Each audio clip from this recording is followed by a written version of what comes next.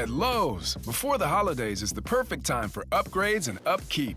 During Black Friday, get up to 50% off select major appliances and buy more to save more with up to an additional 25% off when you bundle select major appliances. Plus, grab select DeWalt 20-volt max drill or impact driver kits for just $99. Lowe's. We help, you save. Valid through 12/3. Selection varies by location. While supplies last. See Lowe's.com for more details.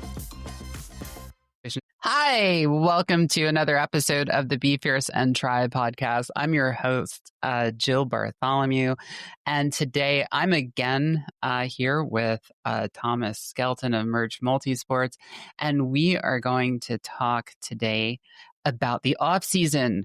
So this podcast is being recorded on December 1st. For most of us, our races are over for the year and we're starting to gear up for next year, and it's a well-earned time off for many people. So we're going to talk a lot about that. But first, Thomas, let's talk about us as coaches. Tell me about yourself as a coach.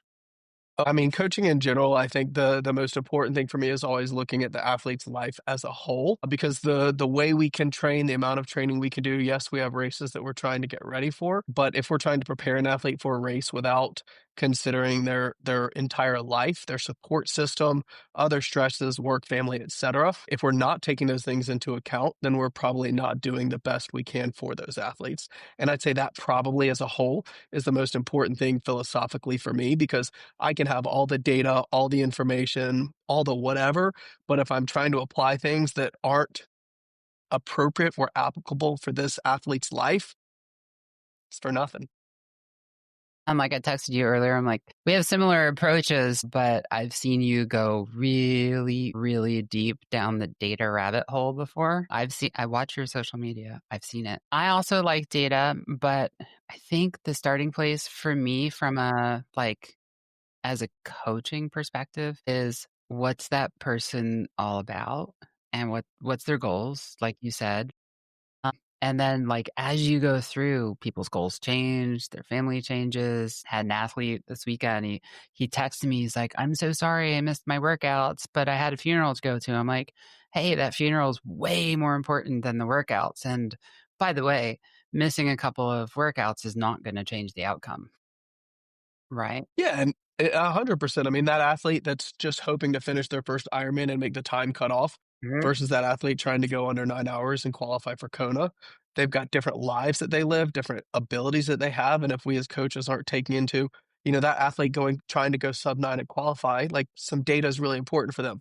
That athlete just trying to break 17 hours and cross the finish line for the first time, that data is going to be extra noise that just spirals them into who knows where, right? Yeah, I think that's right on. And from a goals perspective, and we'll talk about goal setting later in more detail, but you're right. It does matter. Are they doing an Ironman and they're just in it for the fun or for the bucket list check and just trying to cross the finish line? Or are they trying to be first across the finish line? Because they lead to very different training plans, right? Absolutely. All right. So we said we're in the off season. What is the off season? Right? Because it means, I think it gets misinterpreted. It means a lot of things to a lot of different people. And when you talk to your athletes, how do you talk about the off season? Yeah, and I mean, so I use the term off season, but I hate the phrase off season because I think it does kind of have this connotation of yeah, I'm doing nothing. I'm going to sit on the sofa and eat bonbons all day. And look, don't get me wrong, I'm definitely doing some of that. Me for the last 3 weeks since I had the hamstring thing. But yeah, I think ultimately, and I think the more aged athletes I have, and I say age, the longer they've been in the sport, I think it's different for newer athletes, but at this time of year, it's really important. I think for my athletes, I like them to have a little more flexibility in their training, have definitely lower training volume. There's a lot going on with holidays, family, travel, life, and we want to make sure that we can take advantage of that and be an active member in our community, whether that's our family community, our work, social community, etc. But, that opportunity to kind of just reset, let the mind calm down, a little bit less structure, and just have a little more flexibility is really important because I think it allows us to be better focused when the season is really, really here. Yeah, I describe it to most of my athletes as maintenance. It's we're maintaining our fitness, but our fitness is going to go down. And that's okay. I think, you know, I forget who it was. It was some female influencer. She was posting her Strava and how she gets agita watching her Strava fitness score go down. It's kind of like it's going to go up at times. It's going to go down at times. You kind of have to ignore it. It's a fun metric to watch. But like I look at mine and like every year it's like this build. And then after my last race, it falls off a cliff and then it builds and it builds, starts building back up again. And every year that peak is higher than the year before, which is what I'm looking for, right? It's like, building that fitness, building the potential over time. But I've had seasons where there is no off season. And that's when I think we put ourselves at risk of injury and too much fatigue. Oh, yep. So you're in the same crowd. So yeah, we can stand back and say, not taking time off, anonymous. Here we are. But no, I mean, in 2023, 2022, I don't know. I've lost track of time. Several years ago, I ran like a marathon or a half marathon a weekend for like 6 months. And unsurprisingly, I broke my femur, but I didn't even know it. Didn't even know it for like 6 months because because it showed up as like my knee hurting. It was reference pain. And so they MRI'd my knee and it turned out it was not my knee that was the problem, but they told me my knee was fine and it was, but the rest of my leg was not. Yeah, and I think, this is the hard thing, and I was actually just messaging with an athlete this morning. I mean, I think, you finish your last race of the season, and especially if you built the season well and you were patient, you feel really fit, you're super Mhm. strong, you're probably maybe a little on the leaner side. I don't like to talk about body composition or anything too much, but because your training volume's been up there, whatever it is, and you're like, man, this feels so good, and you want to maintain that.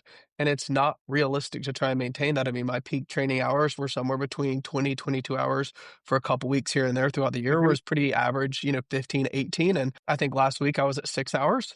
This week I'll be at 7.5 maybe. And it's like, it's fine. There's a lot of things I'm getting done around the house, but I've been dealing with some pretty annoying plantar fasciitis this entire year, much to my wife's frustration, maybe even more than me, because I complain about it all the time. Because after Worlds, I just was like, oh, we're traveling around New Zealand. I want to run and enjoy it. And it did not go well. Yeah, I think it's a good point.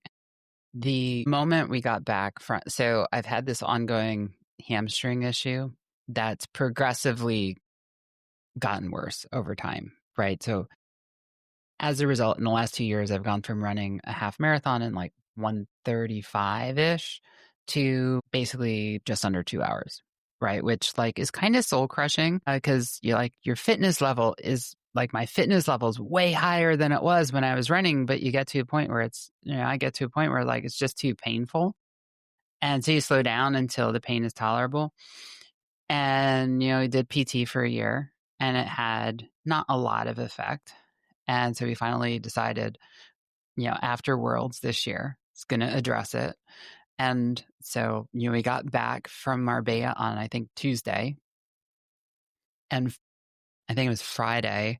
We're in the operating room, to fix that. Since Worlds, I think I've had like 2 bike rides and a run, and now I'm rowing. Very forced off season. A very forced off season. Like, Season. well, but I mean, it's when you can address things, right?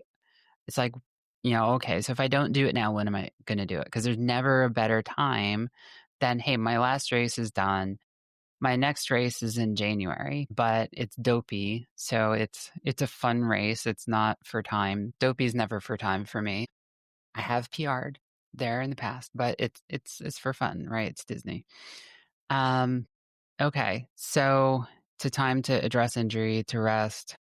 Total volume goes down. How do you manage that kind of fall from maybe a leaner state, definitely a fitter state, to something less? Cognitively, like you start to feel it.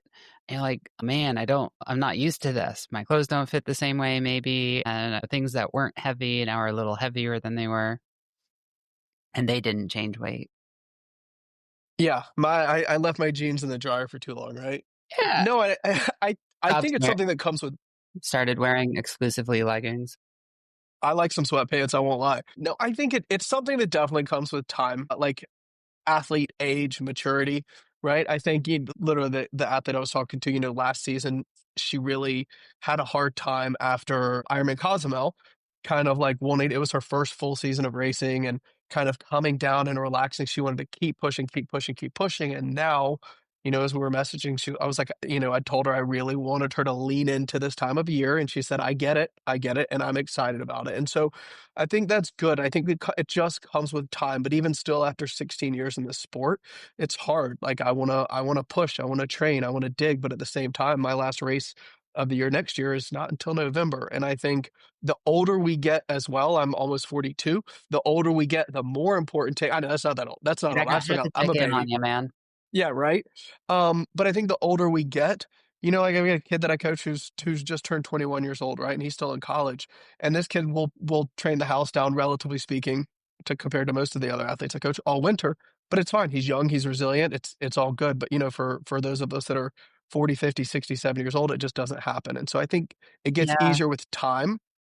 Yeah, what But you can get away with, the sins you can get away with get less and less as you get older.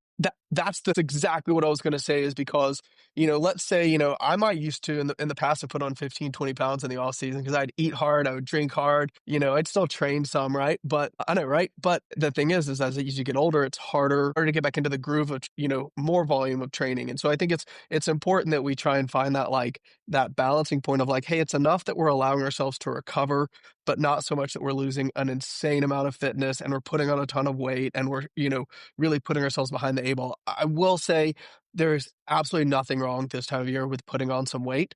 Maybe you have some clothes that get a little tighter. That is okay. Like you need to accept that, let it happen, because it is going to set you up for a better year next year, Yeah. mentally especially. Yeah. And like, let's face it, the body's not really designed to be in like a super lean state forever, right? If it was, we would never gain weight. So I don't know about you. I don't know when you start having the conversation with your athletes. I start having the next year conversation with my athletes in like October, which kind of, I feel like since I started doing that instead of waiting till like November, December, it kind of smooths the transition into an off season. And I've seen people start to get excited, like, hey, it's so-called commitment month, right? It's December and everyone's signing up for races, and Ironman is sending out all of the, hey, it's almost sold out emails, and the local places are all having their Black Friday sign up and save sales and blah, blah, blah. But I think the earlier we start thinking about next year, the more the off season becomes just, part of a cycle instead of like, oh, I've got nothing, so I'm going to do less. Absolutely. It's an intentional rest versus I just don't want to train right now. Right. Right. Yeah. And and then there's like the whole off days. If you ask my son, an off day is a day that you sit on the couch. He's a very fast cross country kid in high school. And I'm like, no. Rest day doesn't mean we do nothing. It means we're just not programming a workout in. You want to go out and do a family bike ride, go out and do a family bike ride. Have some fun. Life can't be just about training. Yep. A rest day right now is maybe not doing anything, or like it's just maybe it's an hour dog walk, right? But rest day during the season might actually be like 3,000-yard easy aerobic, technical swim, and maybe a 60, 90-minute easy ride in the afternoon. And that's a rest day at that point in the year, not right now. Yeah, exactly. All right. So goals. Let's talk about goals. Yeah. How do you think about, how do you coach your athletes on goals for next year? So an area I've made mistakes on this in the past. So I'm a very process-oriented person. Like, hey, do the right things and you'll achieve your goals. But the problem, I think, with that, where I've made mistakes in the past, is that focusing so hard on process, you don't really think about, are these processes, am I trending towards my goals? So I think it is important to kind of understand the goals you have. What is the big picture? What are you trying to accomplish next season, the season after, the season beyond, et cetera? And then figuring out what processes we need to do to help us get there.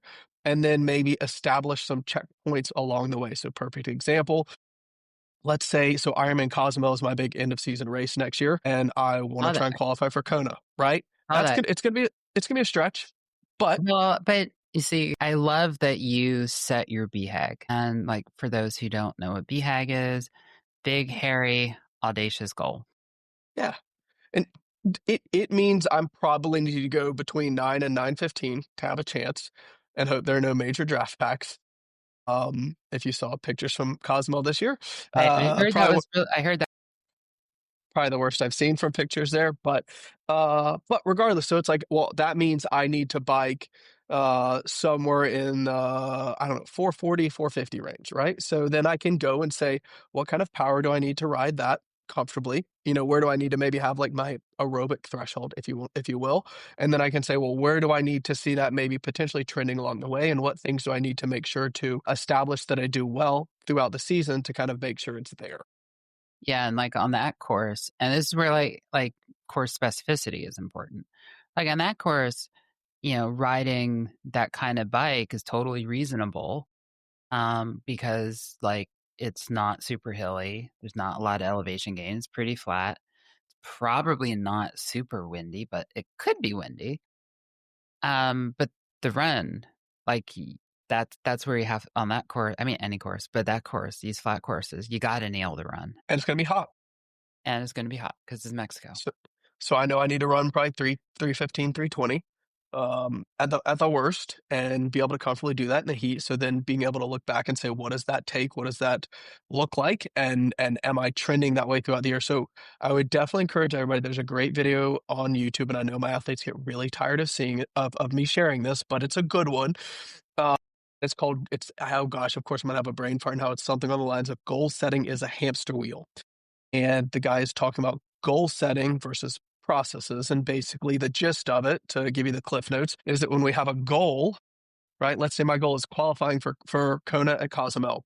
Hmm. I don't achieve that goal until that day actually comes, right? So if I do that, right? So technically, throughout the entire year leading up to that, I'm not achieving anything. I'm working towards a goal, but he kind of says that means you're kind of almost in a failure state throughout the entire year because you're not actually accomplishing the goal you have. So instead of when you take that goal and you establish the processes to kind of get you there, then you could say, this is what I need to do every single day. And by focusing on those processes, you're in a state of, I guess, winning, accomplishment, succeeding. And that is a much more productive mindset to kind of be in. Yeah, I would add on that. And oh, by the way, like send me the link to that and I'll post it in the episode comments so everyone listening can see that same YouTube. Coming from 2 decades and some change, more than some change in software development and engineering, right? Agile, one of the concepts there is like constant iterative development. And as part of that, it's like setting these smaller goals that build towards your bigger goal, right? It's like, what's your weekly goal, your monthly goal, your quarterly goal? If your goal is, like in your case, nearly 12 months from now, that's fine. What's your goal for the next 30, 60, 90 days? And then you can work towards those. And that way you don't end up going 12 months feeling like you're not accomplishing anything. You are in a failure state until the goal comes. So how do you kind of keep those like mini motivation moments along the way going? Absolutely. Exactly. And I think like, most of us do periodized training plans, and that's part of that too is, each one of those periods has a goal. Are we achieving it? Yep. Exactly. Absolutely. Sorry, I'm dropping my phone and all sorts of things over here. I just texted you that, so you should have. Okay. All right. Everybody listening can't see that, but the video will be posted to YouTube as always. Although Good deal. I'm sometimes a little lazy posting the videos. I'll post like 3 at the same time because they take so long to upload. It's like, it just takes forever to upload to YouTube. The connections are so slow. But okay. So choosing races, I don't know how you approach it. Most of my athletes, we actually sit down and talk about what their right races are for them to choose next and like what are their goals. Some of them want to do like the hardest thing they can find. Others want to do the finish line. Others are like, how can I get my 70.3 or my Olympic or my Ironman to be under this time, for example. And, I don't know why, but it seems like most people are afraid of hills. I love hills. All my favorite courses are hilly. My best bike times are on hilly course. Well, I think everyone wants to do faster times, right? So they want the Yeah. flatter courses, they want the Marylands, they want the Augustas, downriver swims, because they're trying to go for fast time, right? Or it's like Yeah. everybody has to do the same course, I, right? I So think it's a like, third. I think a third of my athletes right now are pointing at either Eagleman or I Am Maryland as their A race. We're in the northeast of the U.S., and so like both of those are about an hour drive from where I live. And my question for everyone is always like, why that one? What is about that one? And like keeping in mind that last year Ironman Maryland was more of a swim run than a run. You might not hit your goal if there's another storm off the coast that floods part of the run course, right? yep, It's yep, always a risk. absolutely, And absolutely, yeah. So do you like jellyfish? yeah, And it's I a, saw it's the eye roll. yeah. They, I mean, gosh, I was supposed to do Maryland. I just always think about it because a couple years ago I was supposed to do Maryland. It was the year I got hit by a car, and so I just went up to support. And the jellyfish were so bad that they let everybody wear a wetsuit, even though it was like 78 degrees. Oh my God. Yeah, just because the jellyfish were so bad. It was like swimming in, and like you could feel it felt like you were swimming in hair. They were everywhere. It was wild. But That's to kind kind of of sad circle they back, didn't cancel it. yeah, I guess the conditions were actually really great, which was maybe nice for the jellyfish. They were everywhere. I've never swam in something like that. So, for the practice swim at least. But, regarding like setting races and goals, I think it's a balance between, I guess, again, depends on the athlete, right? What are they trying to accomplish? What are their goals? Because there's some athletes that maybe have some certain goals and we have to push them to certain kinds of races that might not trend towards. And then there's other athletes like that are just, enjoying the sport and trying to grow and develop. And we want to make sure that they have fun, because if they're having fun with the races they're choosing and training for, they're going to stay in the sport longer, which means they're able to get better because they're in the sport for longer, because we know this is a long game. So I think it really depends on the athlete. Some athletes, like I'm going to show this, so nobody's going to be able to see what this is. But so this is a sheet that one of my athletes brought to me. We had coffee the other morning and to kind of sit down and talk about some races. And he had everything lined out: February, March, April, May, June, all the way through December. But what it was important was he sat down with his wife. I was so proud of this. Loved it. He sat down with his wife. They looked at some busy things they had, where they had some travel with family, where they had weddings, some races he was interested to do, races he wanted to do well at. And the conversation was like, is this too much? Is this not enough? Is it reasonable to try and have this as an A race, this is an A race, this is an A race? What do we want to do? How are we kind of going to design the season? And I love that, because he had these races he really wanted to do. And it was like, hey, this works out great.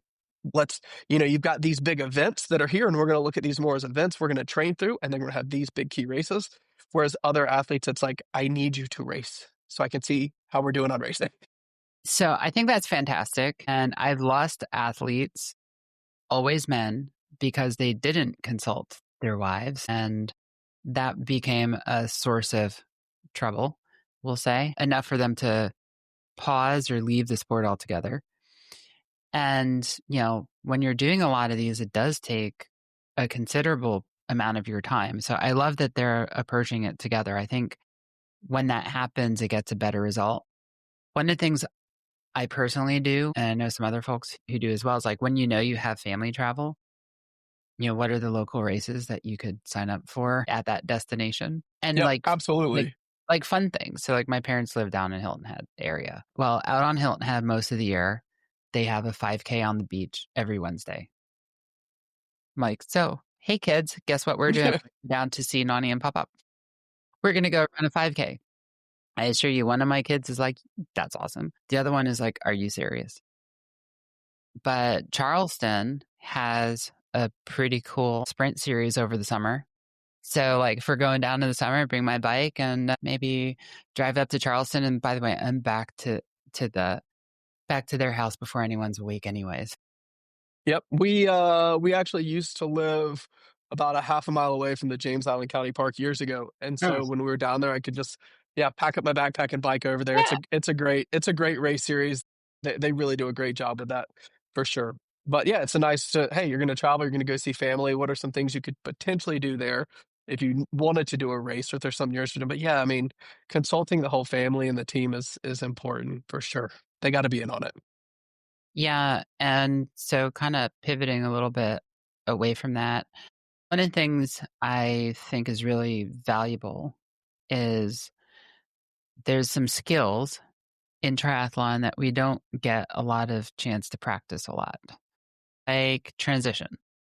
So I do encourage my long course athletes to also do sprints and Olympics, not because they are stretching to do it, but it gives them practice to do these things that in that distance, a 3-minute transition is actually a considerable percentage of your time. Yep, absolutely. Or even, I mean, I think, this time of year, especially whether it's swim technique, right? Pedal mechanics, run form. I think that those are all great things that can be worked on right now. And, obviously depending on where someone lives, this time of year, trying to do, some work on transitions. I definitely think, preseason before the first couple races, taking some time to just go out to a parking lot and work on those things is really huge. But yeah, those are places where, someone's like, oh, a perfect example. There was somebody that, did not make the cutoff time wise at a 70.3 last year. Mhm. And they were able to finish, but they were a few minutes outside of the cutoff time. But their transitions, they had like, I think T1 and T2 were both around 15 minutes. And it was like if those had been even 10 minutes, which is still extreme for a 70.3, it was their first one, they would have made the cutoff. Right. And so it's like there's the clock doesn't stop ticking in those segments, right?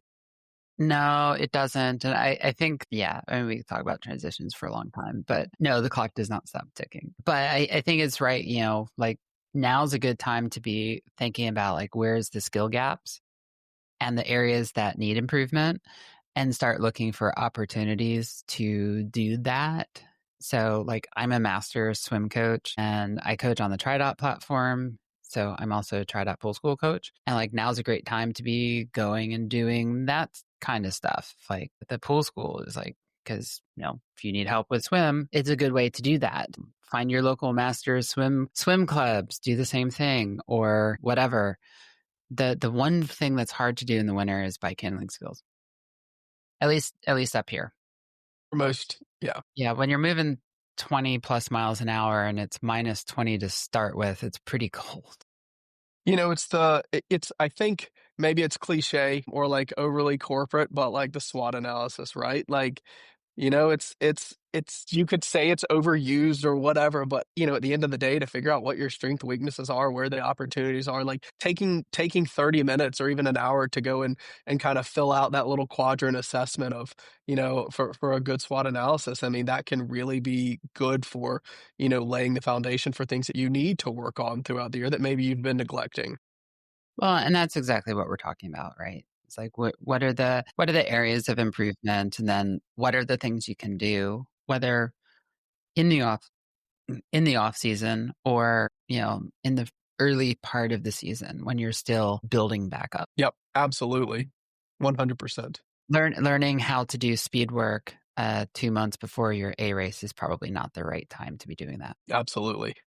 Definitely. Okay, so planning for the next year. Yeah. So we identify what we want to do, what we want to build on, what our goals are, and everyone's goals are, I want to go to Kona. Good luck. But what's real? Be a 50. Be a 50 to 55 4-year-old man. I'm kidding. They're fixing that. I hope. It looks like. I don't know. I have so much to say on that topic. That's a whole different rabbit hole. I just know I was very happy to see I have a friend who got, I'm just going to say in the top 5 overall because I don't want to make anything specific at Ironman Chattanooga as an age grouper female. And she did not even get offered a slot. She was not 5th. She was inside the top 5 and did not even get offered a slot for Kona. But after they made the adjustments, she did. And it's like someone that competitive. Yeah. I think I I think she posted that online. I think I saw that. There was a couple others that got, I think there was, what they say, like 50 people who got slots retroactively. But still, I mean, I don't know what the right solution is. I have all sorts of opinions on what it could be, but what I know is like what we had wasn't working. What they've changed it, I don't like how it was. I don't like how Scott advertised it. It kind of came across to me as a, well, we don't think there's a problem, but you told us there's a problem, so we're going to make a change. It's kind of how I read that note. Like it could have been worded better, but There was a problem. yeah, there was a problem. But I think it's better. I think it's better. I think there's still more work to do, but I'm optimistic that they'll make more improvements as time goes on. But if we end up with 2,000 men and 400 women at Kona, that's the wrong answer. Could not agree more. Sorry, I got a little tangential there, but it's fine. Yeah, so I think when we're talking about kind of I think we're looking at kind of the season and having all that information and bits together and maybe turning into a bit of a plan for the season. I think is that where that is where we left off. Okay. Where I went off in the left field, but it was your fault. I take blame. I'm good with that. Yeah.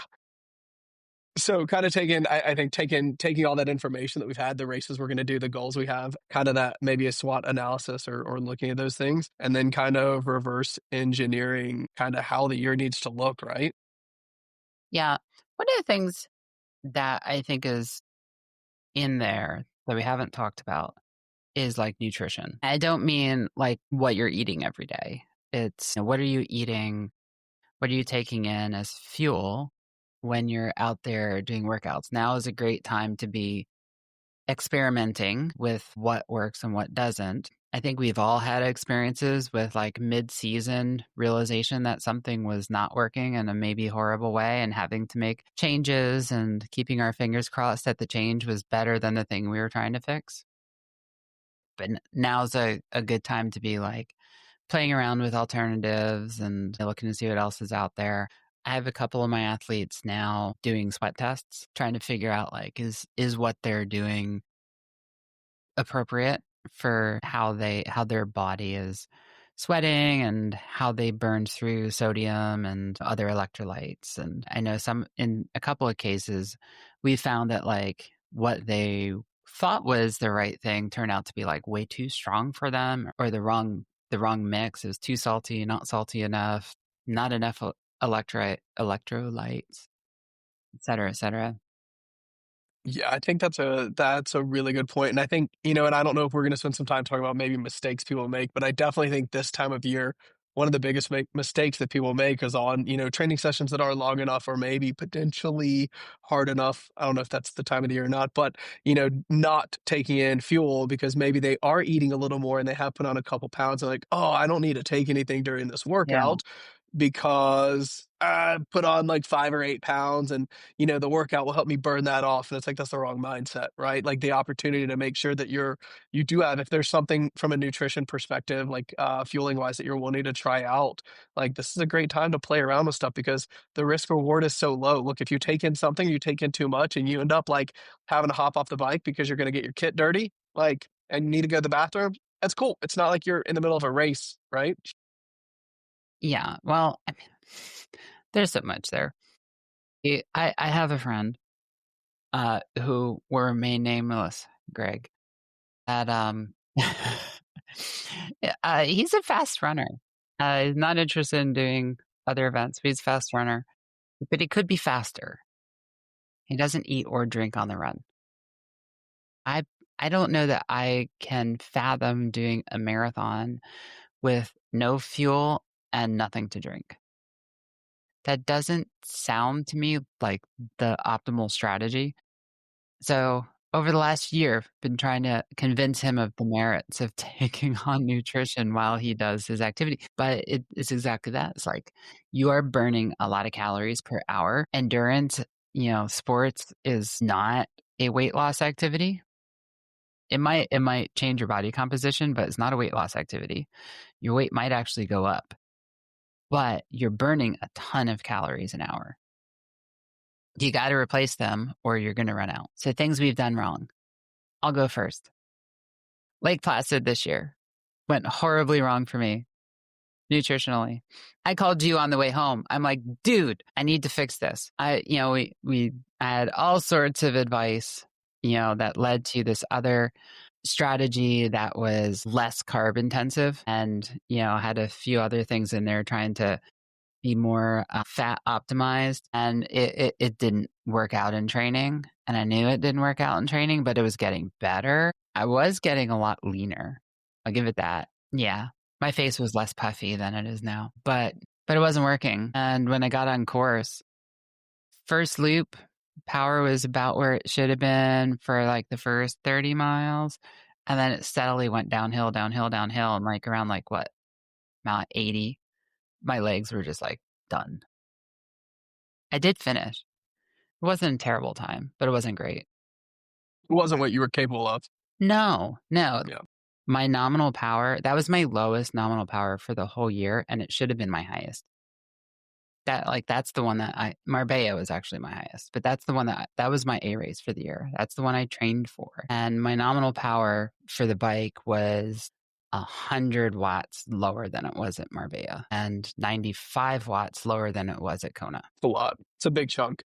That's all. Yeah, I know. It's huge. It's all nutrition. That's all nutrition.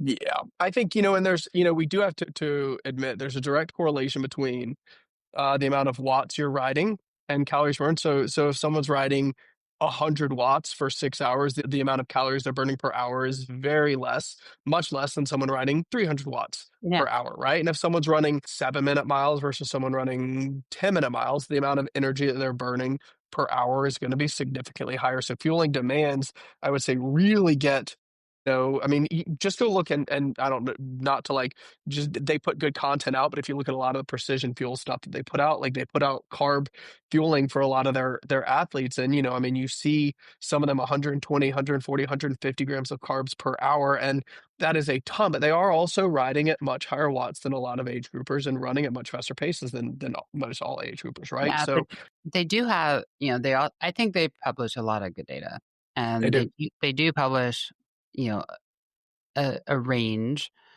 male, female, for athletes. And I think it was them last year that was like, they were, saying, well, body weight doesn't really matter as much as, how you burn and the intensity that you're burning it at, which I thought was good because I think, a lot of people are going based off of like, well, I'm a heavier athlete, so I need to take in more versus I'm a lighter athlete. I don't think that's the case. I think it's how hard are you working and are you feeding it as much as you're asking it to do? And on that topic, if you're asking it to grow and get fitter, faster, stronger, it has to be fueled as well, right? So there's a whole, taking in fuel now on workouts it's not just about, it's about making sure that your gut is able to handle the fueling demands. If you're going to race on 100 grams of carbs per hour, 120 grams of carbs per hour on the bike, and you're not doing some sessions now to keep that gut adapted to that amount of fueling, right? You're gonna hit the time when you really need to start taking in more fuel on races or in training, and your gut's not gonna be ready for it, and that's gonna be problematic, right? No, 100%. At Kona, my average was 117 an hour on the bike, and like a year ago, that was unfathomable. I would have been puking my guts out with that much. Yep. Or the other side. Yep, absolutely, 100%. Yeah. Yeah, taking too much and all that, a bunch of fluid gets pulled into your gut, and it just right. But I trained with it every single session with the exact same products, which, by the way, I've come to really love the Precision Flow Gel, which I'm super disappointed that the feed still doesn't sell the Flow Gel, but I love it. You put it in a water bottle and just stick it in a regular cage, and it's so easy. No more. I'm like, I love not having packets to open on the bike. Yep, absolutely. Yeah, there's no need for it for sure. Yeah, but now's the time to be experimenting and go to like the feed or somewhere else and buy a sampler pack of different brands. See what you like. Absolutely. All right. I'm just going through the notes that we shared earlier. I'm like, did we hit on all the bullets? I don't know. There's one here that I think is really great. Mentality, the mental. So, okay. I hope she's not listening because she'll know who she is. But I have an athlete. She's working her butt off. Just did her very first marathon and she did great. She didn't think she did great. She did not meet our forecasted finish time by about an hour. I completely know why. It had nothing to do with her fitness or her capability. It's entirely in the mental headspace. Like what are we predisposed to do when our bodies start feeling not great and telling us, I don't want to do this anymore? We slow down and we walk, right? So like part of training is training our mind to not do that. What's the t-shirt say? Shut up legs, right? It's like, yeah, Susie, that's the pain in my legs. Shut up and go away. Give it a name. Tell it to go away. Ignore it. It's like the cousin at Thanksgiving dinner who won't shut up and knows everything about everything, right? Just like stop. Go away. I'm going to do this other thing instead. And just keep on keeping on. Yeah, I think it's a great point. I mean, the muscle between our ears is a really powerful one. And if we're constantly just thinking about, the muscles we use to actually work and move forward, we're neglecting an important piece of our development as an entire athlete, right? Our ability to make good decisions under fatigue. Right. I think is huge. Right. Like as we get fatigued, we start making, we kind of lean into those lazy decisions so definitely walking, I think is one. If we get used to walking, it becomes habitual and we start getting into this habit of, my legs are tired, I'm just gonna walk a little bit right now. And I think that's where I think for those athletes, right, having maybe structured walks, like, hey, you're gonna do a 30-second walk every mile, whatever it is. So they have something where they can focus on. I actually love the Galloway walk run for some athletes who like are predisposed to walk anyways, because exactly right. It adds structure to that walk. And it's like, no, you're going to walk for 30 seconds, then you're going to run for 2 minutes. Yep, And absolutely. then after those 2 minutes, you get rewarded with walking for another 30 seconds.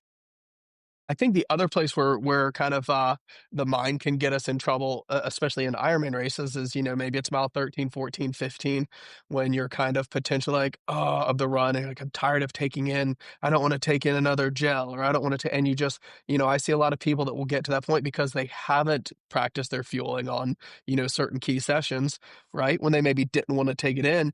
And they get to that point and they're like, I just don't want to take anything in. And they go the last hour, hour and a half, 2 hours with nothing. And their performance obviously is going to suffer because of that, but because they haven't just practiced, shutting their brain off and going through the motions and getting done what they need to get done, kind of almost robotically. Yeah. And, in a full IM, for example, like the run is where bad habits on the bike are going to catch up, right? If you're overfueling on the bike, you're going to find out on the run. If you're underfueling on the bike, you're going to find out on the run. So like you kind of have to nail the bike to get the run. And if you don't, then that second half of the run, if you overfueled, it's going to suck. And if you underfueled, it's also going to suck. Like not just time wise, but it's going to feel bad. Worse than And it.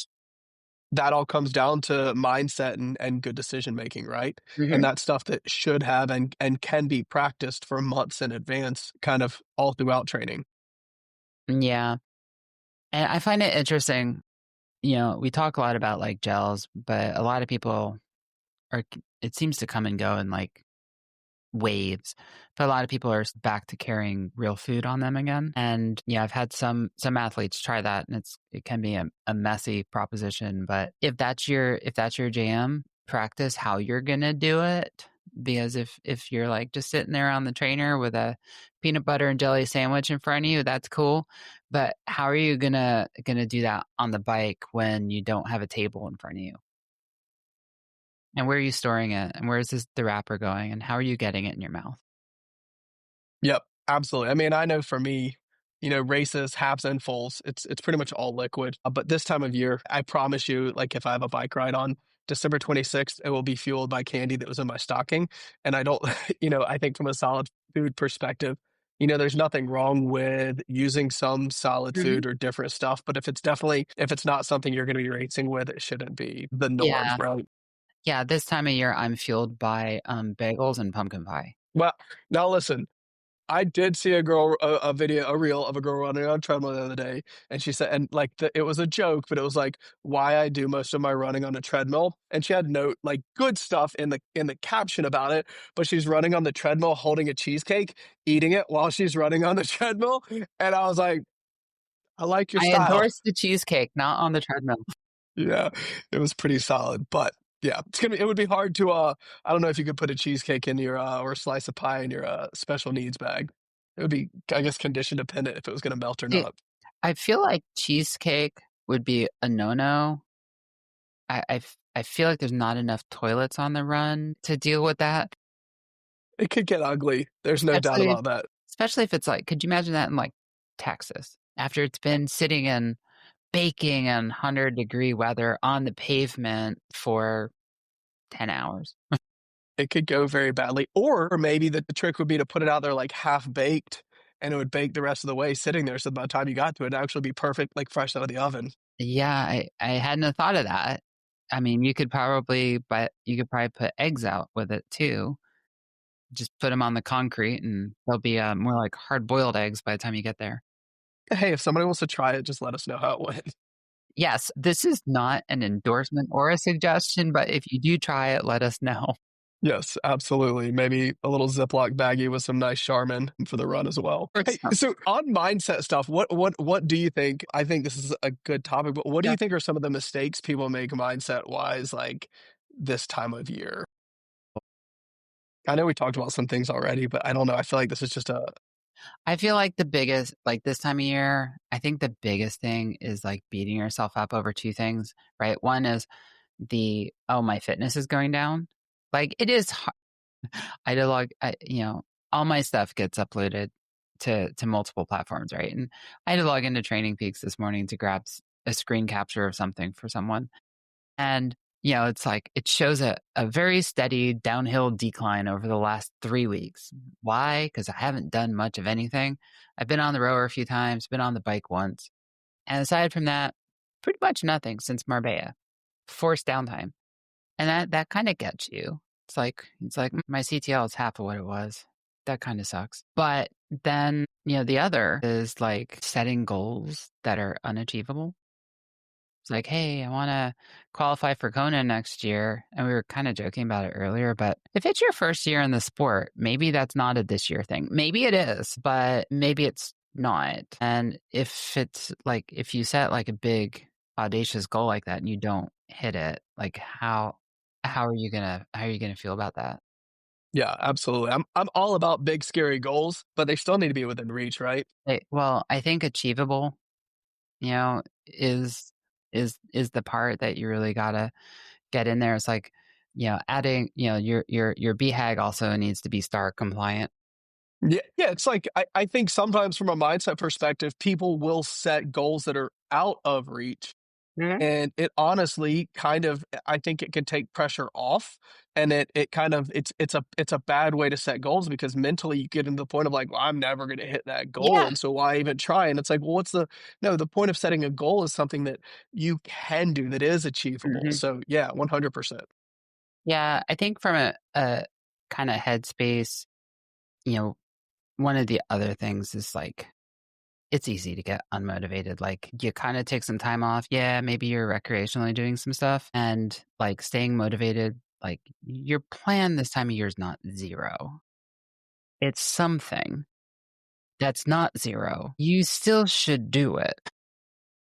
And, keeping motivated to do that. And like personally, like when it's time to get back into like the ramp plans, like, hey, the off season's over and it's start time to really start training again.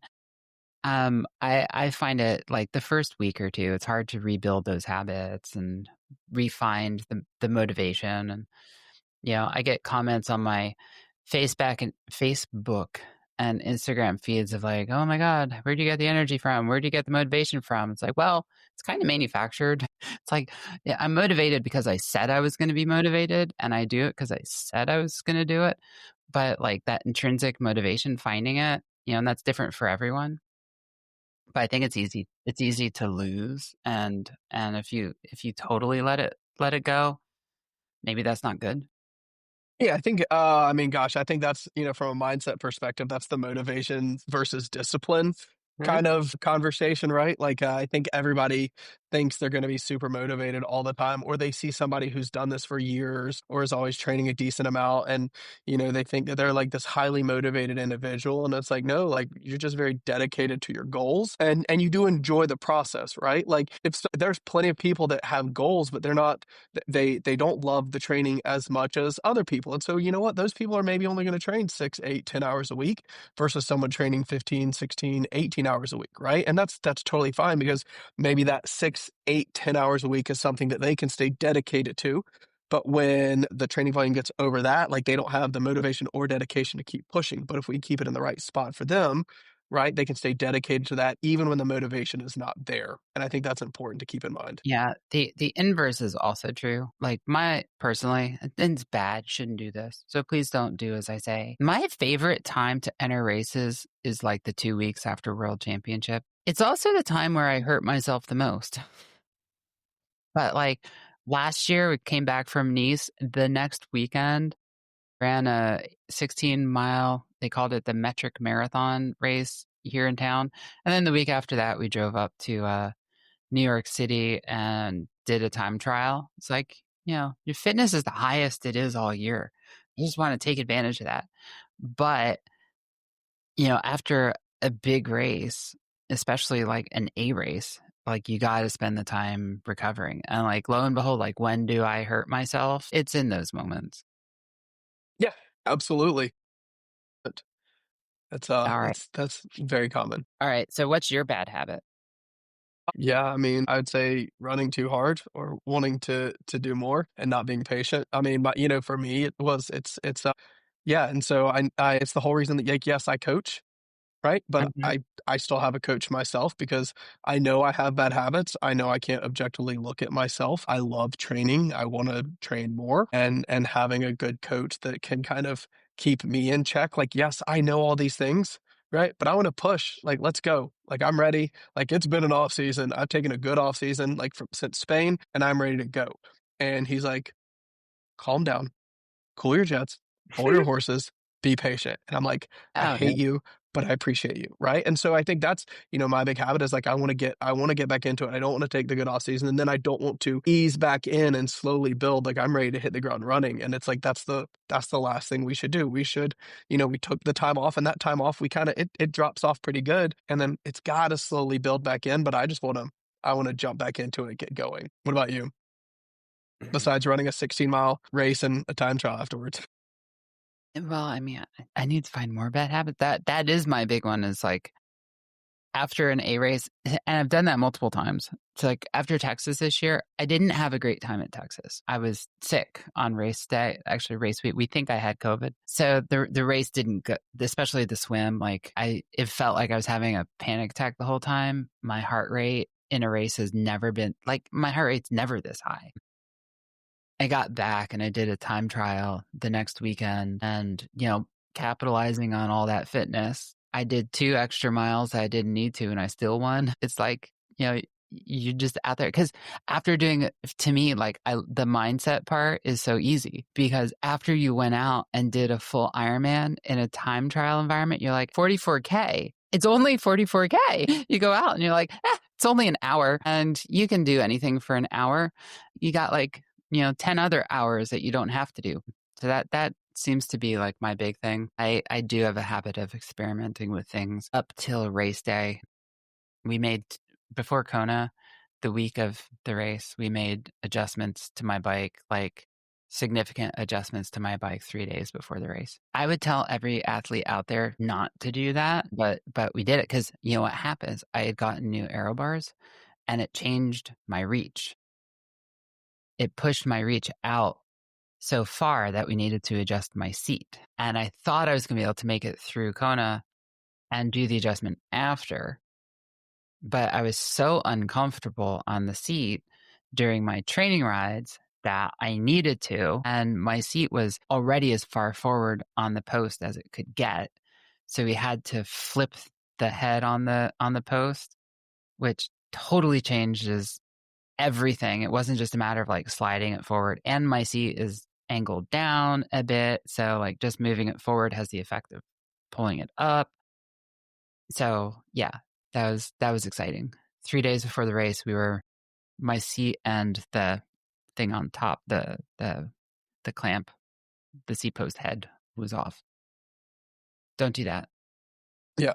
Yeah. I mean, I think though, and again, maybe this circles back to mindset, but I think I'm not generally scared to change something a couple days before race if I need to, because like, it's a race, but there's always going to be more races, right? Like, especially if, I think it would be a different story if I was, certainly like a big race, like going to Cozumel, trying to get to Kona, or like if I was someone who was competitive and potentially trying to get a pro card or make money, right? Totally different story. But for me, I'm like, front-ish pack amateur in the US, mid-pack amateur in Europe. And I'm gonna have another race, right? And so if it's something I'm like, oh, that was a bad call, I shouldn't have done that. Cool, great. I'll talk about it. I'll share it, and hopefully it helps somebody else. But I'm not scared to make, a Yeah. mistake here or there because there's going to be other races. I've had Well, plenty of bad races. I think there's a difference too. Like you and I both race several times a year. Yes, exactly. Most people don't.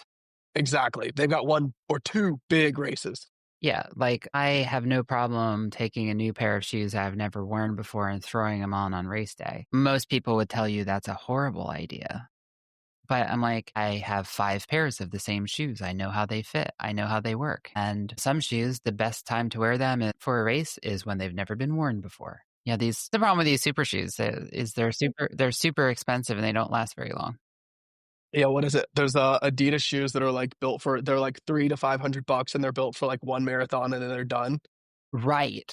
Exactly. I And everybody has like the prototypes that only the elites can get that cost, $500+, and their design life cycle is 27 miles.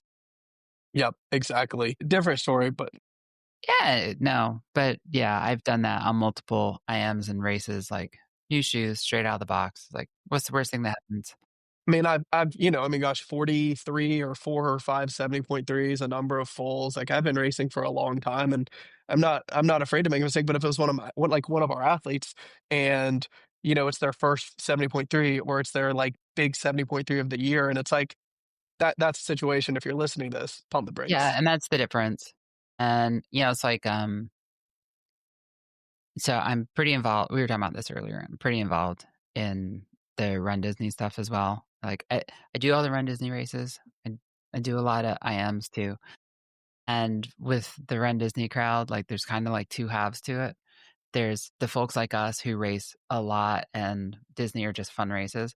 And then other people who like this is the first time that they've done that distance and they're doing it at Disney because every mile is obviously more magical at Disney. And if you're listening, every mile is not more magical at Disney. A mile is still a mile and a mile on the highway is still a mile on the highway. But, there, it's like for that crew who like, this is their first 10K or half or maybe full. It's like, no, several months out is when you should probably lock in what you're going to do. And you can tweak it, but don't make major changes because this is your first time doing it. You don't know to what degree you can make changes. Where, if you've been racing a lot for a lot of years, you kind of know what you can get away with. Yeah, or if things go sideways, from a race experience, a race age standpoint, right? If something goes sideways, you kind of hopefully maybe have a little better, more tools in your tool chest that you can pull out to kind of, hey, here's how I deal with this. Here's how I cope with this because, I shouldn't have done that. So maybe, in Kona, you stand up a little bit more on the bike and stretch your back out a little bit, right? Or like those shoes are maybe they're a little bit too tight and you're like, hey, let me just take a second, stop and loosen up the laces. Whereas someone who hasn't been through that situation before is maybe like, gosh, I just keep running and they just blast their feet to oblivion. Yeah. I've developed this nasty habit of using new goggles in races that I've never used before. Highly do not recommend that. That's the one thing. It's like, I'll be, get halfway between the first 2 buoys and it's like my goggles full of water. It's like, damn it. Bad goggle. Yeah, no good there. See, I'm the exact opposite where I will wear the goggles that I use on race day too long, and I'm constantly applying a little bit of like the night before the race, a little bit of baby shampoo, and then Yeah, rinse them off, let them dry for fog. yeah. Well, But that's I the find thing. a pair that I like. I'll get up race morning and like it's got like that coating on the inside of crud. And I'm like, I'm not dealing with this and just grab a new pair of goggles. And I'm like, no, that's always a bad idea. Like deal with the crud and not because then like at Marbella, I'm like, we were the first, I don't know how many 100 yards. We were like swimming straight into the sun and we couldn't see. And my goggles were foggy and wanting to fill with water. It just wasn't ideal. Yeah, you need some baby shampoo on those old goggles. All right. So we talked a little bit about goal setting, mindset, maybe some don'ts. We talked about like setting up goals and identifying what the areas are to work on for the next 90 days or however long, and a few what not to do's. What do we miss? I think we covered it pretty decently from kind of a little bit of the outline that we had. Well, I'm just thinking, I'm like, you know, there is the one thing, right? Have fun. Gosh, yes. I I mean, think that we've should heard it be a year-round thing though, right? should be, but but like we're in this sport because we find it fun, right? I hope we're not in this sport because you thought that it made you better in some way without also being fun, right? But even when you're like not training, like it's fun. I'm actually like I can get on the bike now, but it's low intensity at the moment because I'm still healing. But, getting on the rower every couple of days, I'm like, this isn't so bad. This is kind of fun. And my husband's like, please don't pick up another sport. That's a fair ask. I think that's a very fair ask, but it should. I mean, it's got to be fun, and I think if any of my athletes happen to be listening, or like, and if they ever feel like or if any of my friends, or if any of your athletes, you feel like you're doing something you're really not having a lot of fun with it. Like, if you have a coach, like talk to your coach about it, figure out how to adjust. Because I think as coaches, we can take your goals and what you say you want to accomplish, and sometimes those goals are not, may entail a little bit of things that are not that fun to kind of try Yeah. and reach them, but we're going to try and help push you to get to those goals. But if something happens, you're like, man, I'm just not having fun right now. Like, that's like, talk to someone about it, talk to us about it, talk to your coach about it, because a good coach is here to help with that kind of stuff, and don't be scared to keep that quiet. Yeah, definitely talk to your coach, especially if you're not having fun. That's the worst thing. I've had a couple of athletes come to me from other coaches because they weren't having fun. And it's like, if you're not having fun, talk to your coach. Now, if they don't know how to make it fun, then go find a new coach. But at least give them the respect of like having the conversation of like, hey, this isn't fun anymore. Can we figure that out? I have one athlete she does hot yoga twice a week. I'm like, I love that. It's her way of making it fun. She came to me. She's like, can I do hot yoga for strength? I'm like, maybe we can incorporate it. Probably not by itself, but yeah, sure. Add it in. It's not gonna hurt. If you're having fun, it's good. Yeah. Hey, speaking of that, great top other on that. Something else for the off season that you just kind of made me think of that we had in notes, and I think we skipped over. As in regards to strength training, I think it's definitely a good time of year to make sure, if you haven't been doing it during the season, because I think sometimes when swim bike run volume gets high, it gets pushed to the side. Me personally, I think if you have a good physical therapist in your area, it's a good time to get with them and try and see if there are any weaknesses or imbalances that you specifically need to work on, rather than just doing kind of a generic strength routine. But I do think, regardless, it's a good time of the year to get back into the gym and do some strength work. I know No, my wife's over here listening, like pointing her finger, like, make sure you're listening to the words that are coming out of your mouth, as she smirks when I say that. Yeah. I bet she is, and she can't hear me. So, anyways, no, I think that's right. My tonal is definitely getting a workout later or a workout recently that it hasn't been getting, for a long time. Because when you're in race season, like you kind of go lighter. You don't want to hurt yourself. But now it's like, yeah, if you overdo it on leg day and can't, do much for the next day or two, it's not that big a deal. Yep. Absolutely. 2 weeks before your longest ride of the season, probably not the right time to be going and doing big, heavy squats. But now, like, have fun with it. Do it. Go meet some new people in the gym. Yeah, for sure. And Absolutely. reintroduce yourself to your family and your pets. And the chores at the house, maybe the yard work you've been neglecting for the race season. Wait, she lets you get away with that? I actually really like cutting the grass, so that's not quite an issue. Yeah, I was neglecting some housekeeping, so I may have hired someone to do that. That was my solution. I do need to go clean our gutters. I was waiting for it to cool down, and it has officially cooled down, so I can go clean our gutters now. Yeah, Maybe. it snowed here yesterday. We got some of that nor'easter snow that went through Oh, that yeah. the plains to be grounded.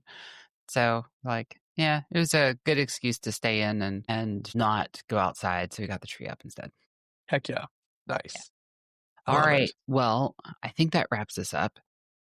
It's a good episode. I hope this is useful to for someone out there listening. And I'd love to hear everyone's feedback and like what they do in the off season and what specific challenges maybe they encounter or like what their secrets are. Like what do they enjoy doing on their off season? So why don't we start a thread in the maybe Be Fierce and Try page and publish that, and I'll put a link in the description as well. Like tell us what you do, what you don't do.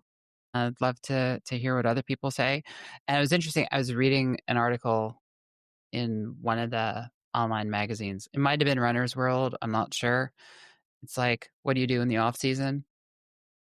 And it was all about like, muscle and skill development. So I think everyone's kind of thinking in the same space. All right.